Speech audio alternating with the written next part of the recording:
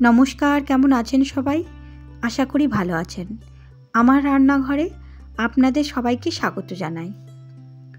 আজ আবার একটা রেসিপি নিয়ে আপনাদের সামনে শেয়ার করব বলে চলে এসেছি। আজকের রেসিপিটা একদম নতুন নয়। আজকের রেসিপিটা কম বেশি সবার বাড়িতে হয়ে থাকে, কিন্তু আমি কিভাবে রান্না করি সেটা আপনাদের সামনে শেয়ার করব। আজ বানাবো একদম কম মশলাতে চিকেনের ঝোল। চিকেনটা আমি আলু দিয়েই বানাবো। এখানে আমি 500 মতো ব্রয়লার মুরগি নিয়েছি, তবে দেশি মুরগি হলে ভালো হয়। এবার মাংসটাকে ধুয়ে ভালো করে জল ঝরিয়ে নিয়েছি। এরপরে এখানে কয়েক টুকরো আলু নিয়েছি, আপনারা পরিমাণ মতো নিয়ে নেবেন। এবার আলুর ওপরে একটু হলুদ আর লবণ মাখিয়ে রেখে দেবো। আমরা তো বাঙালি, চিকেনে আলু না দিলে আমাদের ভালোই লাগবে না। যদি আপনারা এটা স্কিপ করতে চান তাহলে স্কিপ করতে পারেন। এরপর এখানে নিয়েছি কয়েকটা কাঁচা লঙ্কা ফোড়নের জন্য মাঝখান থেকে কেটে নিয়েছি। আর নিয়েছি 2-3টে কাঁচা লঙ্কা, এক টুকরো আদা, আর নিয়েছি 3-4 কোয়া রসুনের কুচি। আমি এটা পুরোটা দেব না। আর নিয়েছি 4-5টা মতো পেঁয়াজ কুচি মিডিয়াম সাইজে। এরপর যেটা করতে হবে, একটা খালি কড়াতে নিয়েছি 1 টিস্পুন মতো গোটা ধনিয়া, গোটা জিরে, কয়েকটা গোলমরিচ আর কয়েকটা শুকনো লঙ্কা দিয়ে অল্প একটু লবণ দিয়ে ভালো করে ভেজে নেব। বেশ ড্রাই রোস্ট করে নেব। নিয়ে যদি কারোর বাড়িতে শিলপাটা থাকে তাহলে শিলপাটাতে গুঁড়ো করবেন। আমার বাড়িতে আমি মিক্সিতে গুঁড়ো করে নিয়েছি।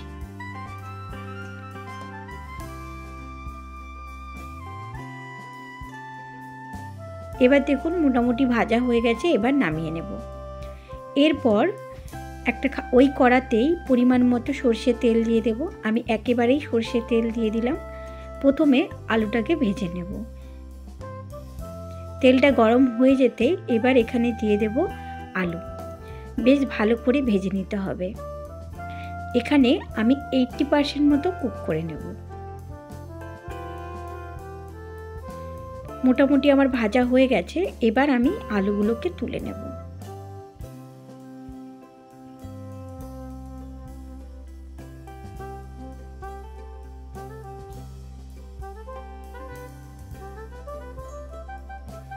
এরপর ওই তেলের ওপর ফোড়নে দিয়ে দেব কাঁচা লঙ্কা।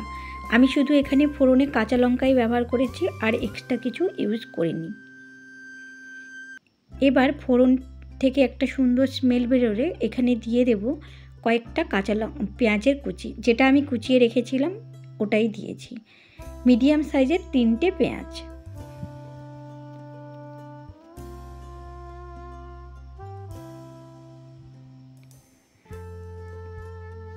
এখানে পেঁয়াজটাকে আমি হাই হিটে 2 থেকে 3 মিনিট মতো ভেজেছি।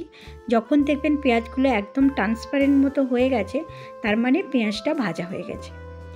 এরপর এখানে দিয়ে দেব 2 টিস্পুন মতো আদা রসুনের বাটা।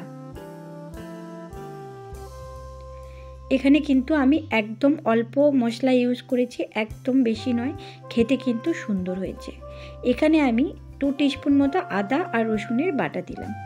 অল্প একটু জল দিয়ে হাই হিটে 2 থেকে 3 মিনিট মতো ভেজে নেব। এবার দিয়ে দিলাম 1 টিস্পুন মতো হলুদের গুঁড়ো দিয়ে গ্যাসের ফ্লেমটা লো করে এবার আমি ঢাকা দিয়ে 2 থেকে 3 মিনিট মতো মশলাটা কষিয়ে নেব। যতক্ষণ না কাঁচা মশলার একটা সেন্ট চলে যাচ্ছে ততক্ষণ পর্যন্ত কষিয়ে নেব।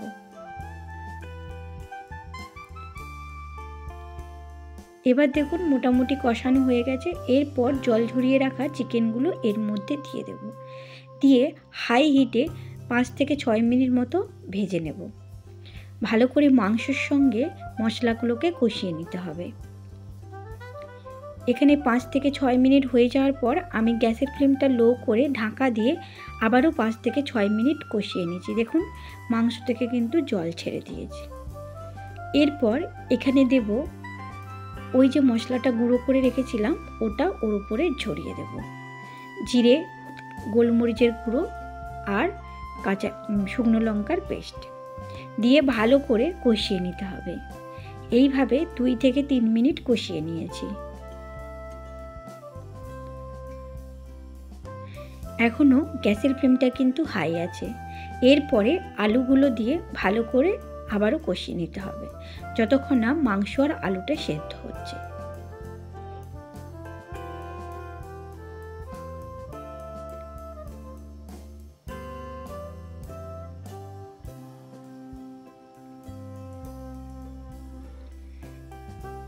এরপরে আমার একটু লবণ লাগবে, তাই আমি লবণ অ্যাড করলাম। এখানে অল্প জল দিয়েও কষাতে পারেন। আমি এখানে গরম জল দিয়ে কষিয়ে নিচ্ছি। দিয়ে এরপরে ঢাকা দিয়ে আমি প্রায় 5 থেকে 6 মিনিট এইভাবে ছেড়ে দেব। দেখুন প্রায় 5 থেকে 6 মিনিট ফিরে আসার পর দেখুন মাংস থেকে একদম তেল ছেড়ে দিয়েছে, তার মানে একদম মাংসটা কষানো হয়ে গেছে। এরপর এখানে আমি পরিমাণ মতো গরম জল অ্যাড করলাম। অবশ্যই মাংসের ঝোলে আপনি গরম জল দেবেন, তাহলে দেখবেন টেস্ট ভালো থাকে, না হলে মশলা থেকে মাংসটা পুরো আলাদা হয়ে যায়। এইভাবে ঢাকা দিয়ে আমি আবারও প্রায় 10 মিনিটের জন্য ছেড়ে দেব। এবার দেখুন 10 মিনিট পর মাংসের ঢাকাটা খুলে এরপরে এখানে অ্যাড করব গরম মশলা বাটা। আমি এখানে দারচিনি, লবঙ্গ আর কয়েকটা এলাচ বেটে নিয়েছিলাম। এবার ওইটা ঝোলের মধ্যে দিয়ে আমি এখানে 2 থেকে 3 মিনিট ফুটিয়ে নিলেই আমার এই মাংসের ঝোলটা রেডি। আপনারা অবশ্যই এই মাংসের রেসিপিটা একবার বানিয়ে দেখবেন। গরম ভাতে এই মাংসের ঝোলটা খেলে আপনারা ভুলতে পারবেন না। আমি যেভাবে বানিয়েছি আপনারা নিশ্চয়ই এইভাবে বানিয়ে দেখবেন।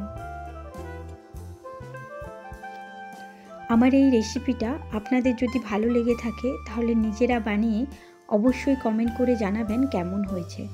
আর যদি ভালো লেগে থাকে একটা লাইক দেবেন। খুব ভালো লেগে থাকলে বন্ধু আর ফ্যামিলির সঙ্গে শেয়ার করবেন। আর আমার পরবর্তী ভিডিও যদি আপনাদের ভালো লাগে তাহলে সাবস্ক্রাইব করে পাশে থাকবেন। চলুন দেখা হচ্ছে পরের ভিডিও।